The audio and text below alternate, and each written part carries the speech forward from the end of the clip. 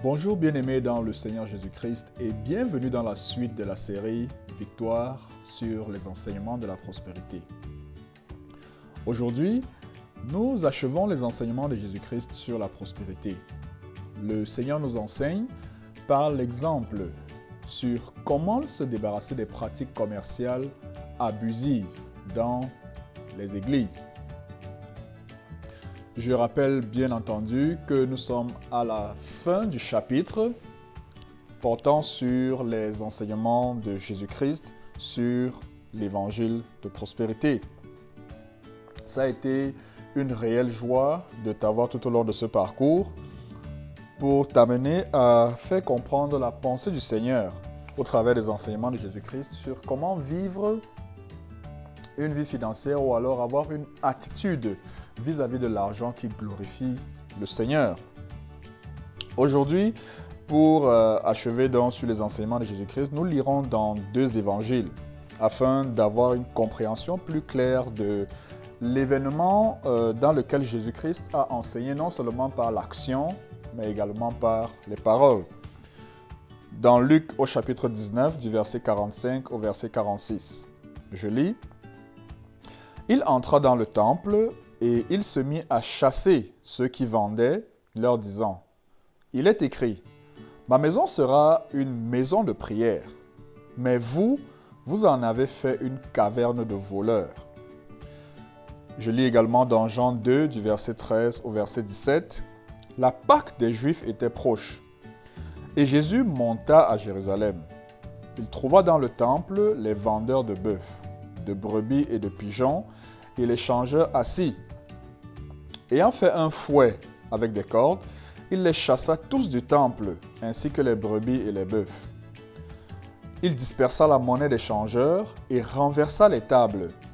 Et il dit aux vendeurs de pigeons: « Ôtez cela d'ici, ne faites pas de la maison de mon Père une maison de trafic. » Ses disciples se souvinrent qu'il est écrit: « Le zèle de ta maison me dévore. » Seigneur éternel, merci de nous avoir conduits à apprendre le message des évangiles sur la prospérité. Et je prie, Seigneur, qu'à l'heure où nous achevons ce chapitre, cette section, ô Éternel des armées, que tu nous aides à comprendre ta parole, afin de la mettre en pratique avec joie. C'est au nom de ton Fils Jésus-Christ que j'ai prié. Amen. Bien-aimés, j'aimerais juste un peu que nous ayons une petite réflexion par rapport à ce texte. D'après toi, comment réagirais-tu si, par exemple, tu venais au culte un dimanche matin et tu trouvais les supermarchés du quartier ayant ouvert des comptoirs ou des spots dans la salle de prédication? Essaye un peu de te faire cette image.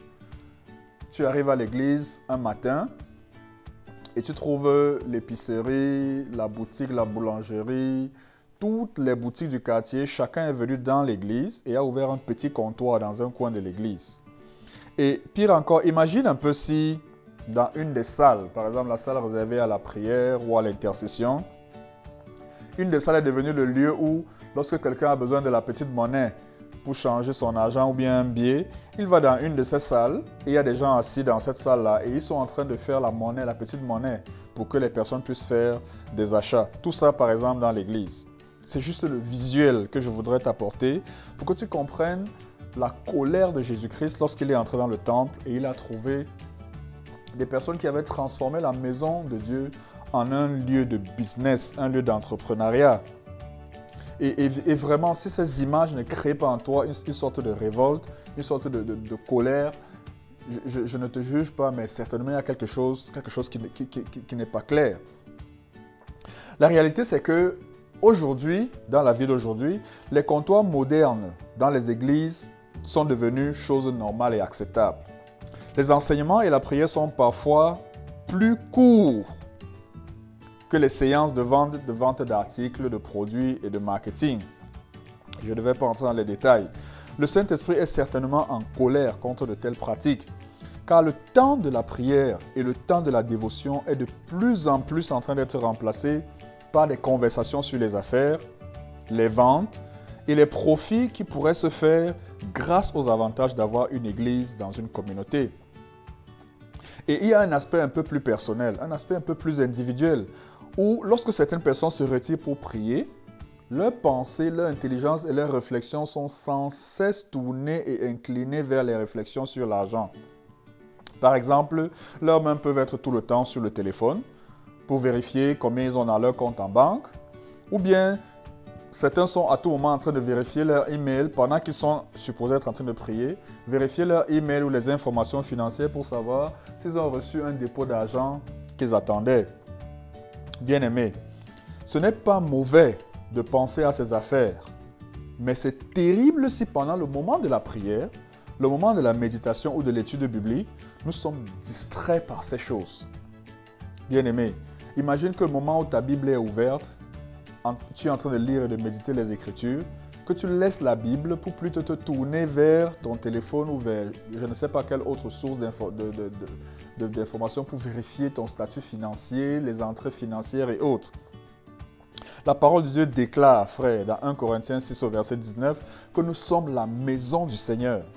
Bien-aimés, nous sommes le temple du Saint-Esprit qui réside en nous.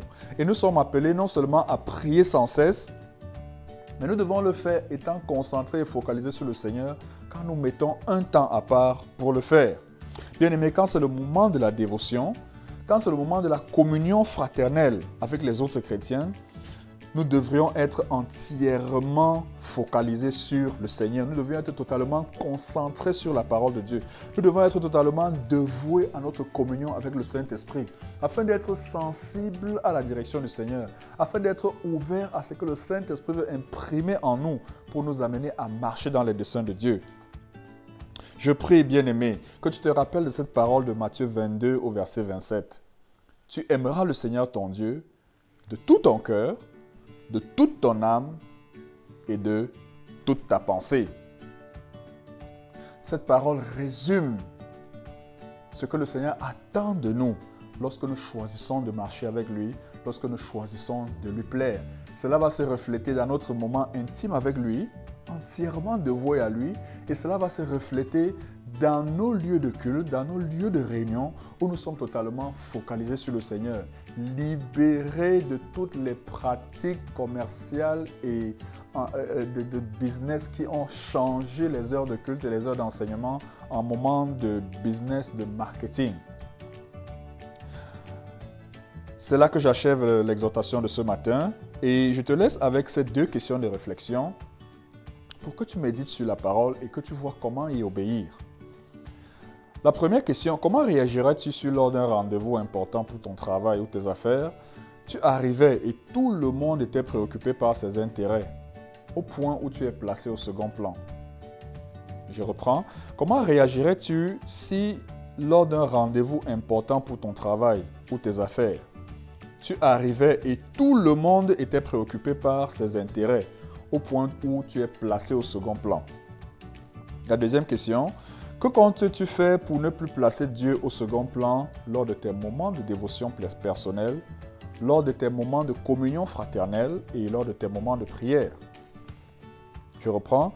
Qu'est-ce que tu comptes faire pour ne plus placer le Seigneur au second plan lors de tes moments de dévotion personnelle, de communion fraternelle et de prière? Prions.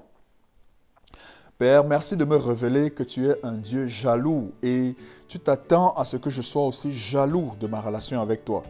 Seigneur, pardonne-moi d'avoir laissé les distractions me détourner de toi, de ta parole et des enfants de Dieu. Père, je te prie au nom du Seigneur Jésus-Christ pour que ton Esprit Saint me rende capable de désirer ardemment être entièrement focalisé sur toi pendant les moments de dévotion. Oh Seigneur, je te supplie de me fortifier pour être discipliné afin de toujours le faire au nom du Seigneur Jésus-Christ. Amen. Bien-aimé, j'espère que tu as aimé la parole de ce matin et que tu as été béni. Je t'invite à encourager ce ministère, à encourager ce travail d'avancement du royaume de Dieu en t'abonnant à ma chaîne YouTube et également en partageant ce message pour contribuer à faire avancer le royaume de Dieu. Dans le prochain chapitre, celui qui vient après celui-ci, ce chapitre sera intitulé « Le Saint-Esprit et la prospérité ». Nous allons apprendre comment l'Esprit de Dieu a conduit les premiers apôtres à pratiquer la mission et le message de Jésus-Christ en rapport avec l'Évangile et les enseignements de la prospérité. Bien-aimé, ne manque pas la suite de notre série et tu peux aussi informer d'autres personnes pour qu'ils y participent. Demeure également béni. Shalom, Hervé Ngaté.